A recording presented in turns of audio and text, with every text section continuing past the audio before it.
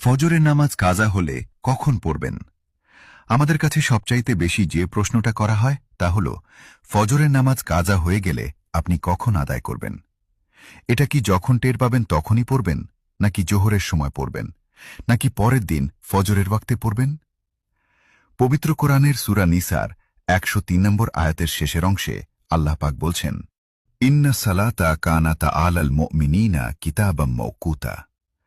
কিন্তু কোনো জরুরি কারণে যদি নির্দিষ্ট সময়ে নামাজ পড়তে না পারেন, তখন কি করবেন? আমরা জানি, ফজরের নামাজের সময় হল সুবাহে সাদেক থেকে সূর্যোদয় পর্যন্ত। এর পরে পড়তে গেলে সেটা কাজা হিসেবে পড়তে হয়। রাসূলুল্লাহ সাল্লাল্লাহু আলাইহি ওয়াসাল্লাম বলেছেন, তিনটি সময় নামাজ পড়া সম্পূর্ণ হারাম। ১. সূর্য উদয়ের সময়। ২.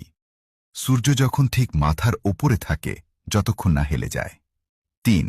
সূর্য অস্ত যাওয়ার সময়।